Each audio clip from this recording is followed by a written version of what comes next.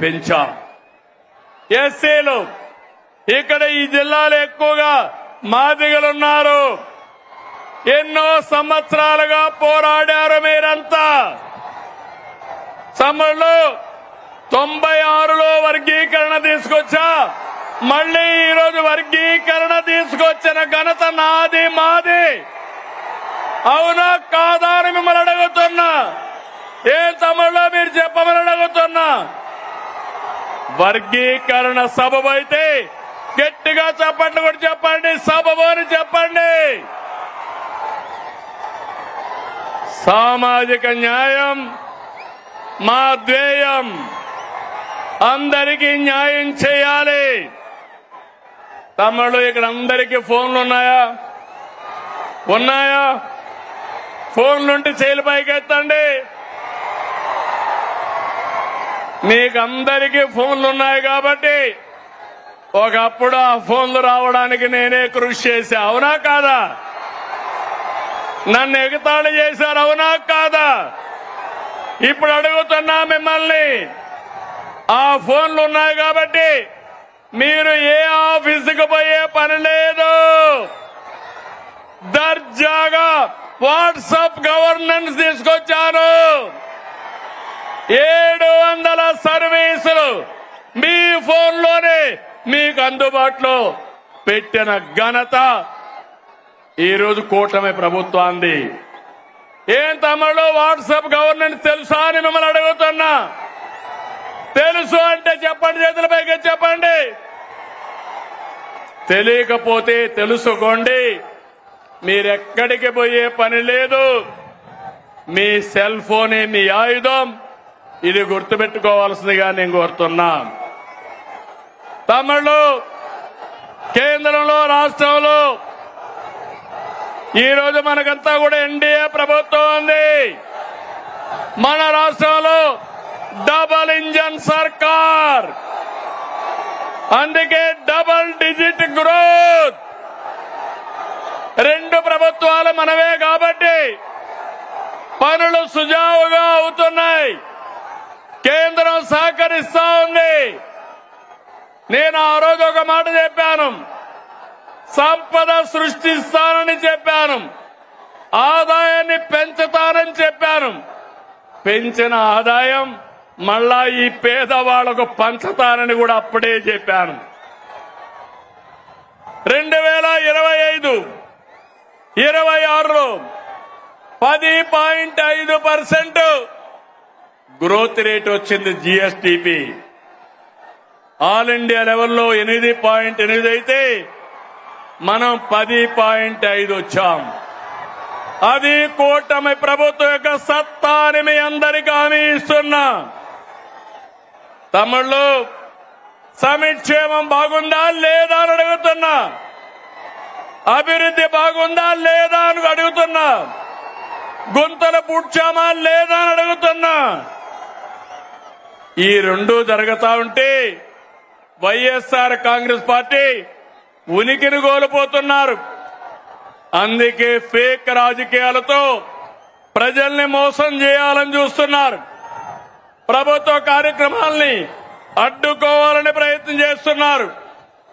అసెంబ్లీకి రాకుండా పార్టీ ఆఫీసులు మూసుకొని సోషల్ మీడియా ఆఫీసులు పెట్టారు.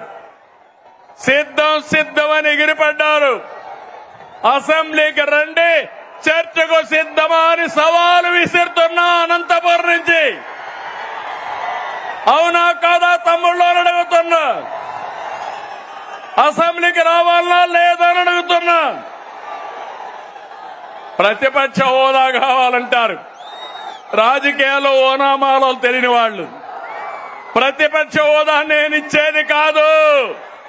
ఎవరిచ్చేది? చెప్పండి. మీరిచ్చేది ప్రతిపక్ష హోదా. ముఖ్యమంత్రి పదవి ఎవరిచ్చారు? నాకు ఎవరిచ్చారు? తమ్ముళ్ళు మీరందరూ కలిసి ఆ నాయకుడికి ఒక క్లాస్ తీసుకోవాలా? తీసుకుంటారా అని అడుగుతున్నా. ప్రతిపక్ష హోదా అడగకుండా అసెంబ్లీకి రావాలని అవునా కాదా అని అడుగుతున్నా. అవునంటే గట్టిగా చెప్పండి కూడా చెప్పండి. అసెంబ్లీకి రావాలి. లేకపోతే ఏం చేయాలి? రాజకీయాలకు అర్హులా ఇలాంటి వాళ్ళని అడుగుతున్నాను మిమ్మల్ని. తమ్ముళ్ళు శాసనసభకు రాకుండా రప్ప రప్ప అని రంకెలేస్తున్నారు. తీరు మారిందా అని అడుగుతున్నా మిమ్మల్ని. రప్ప రప్ప అంటే ఇక్కడ చూస్తూ ఊరుకోవడానికి ఇక్కడ ఉండేది సిబిఎన్ పవన్ కళ్యాణ్.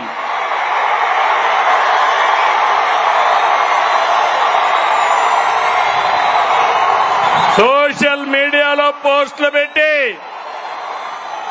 ఆడబిడ్డల్ని అవమానిస్తే కబద్దార్ జాగ్రత్తగా ఉండండి. అవమానించిన 5 నిమిషాల్లో మీ చొక్కా పట్టుకునే మా పోలీసులు సిద్ధంగా ఉంటారు. ఏం తమ్ముడు లాండ్ ఆర్డర్ అవసరమా లేదా? ఆడబిడ్డల్ని గౌరవించాలా లేదా? ఆడబిడ్డల్ని అవమానించే వాళ్ళని శిక్షించాలా లేదా అని మిమ్మల్ని అడుగుతున్నా. అవును అంటే గట్టిగా చెప్పండి అవునని. వచ్చి చూసి నేర్చుకోమంటున్నా. పులివెందల ఒంటెమిట్ట ఉప ఎన్నికల్లో ఏం జరిగింది తమ్ముళ్ళు చూశారు. ఏం చేశారు? రప్ప రప్ప అని ఆడిచ్చారా లేదా అని నేను అడుగుతున్నా. బెండు తీశారు. ఈ విషయం గుర్తుపెట్టుకోవాలి. ప్రజాస్వామ్యంలో హింసా రాజకీయాలు చేస్తే ఇక్కడ సిబిఎన్ ఉన్నాడు. మీరు ప్రపంచంలో ఎక్కడ దాక్కున్నా దోషులను తీసుకొచ్చి చట్టం ముందు నిలబెట్టే బాధ్యత నాదని మరొకసారి హామీ ఇస్తున్నా. తమ్ముళ్ళు, వైసీపీ నాయకుడిది ధృతరాష్ట్ర కౌగిలి. ఎవరైనా పొరపాటున ఫేక్ మాటలు నమ్మి యామారితే ధృతరాష్ట్ర కౌగిలికి బలైపోతారు. 5 ఏళ్లు అయిపోయామా లేదా అని మిమ్మల్ని అడుగుతున్నా. 5 ఏళ్లు మీ ముఖంలో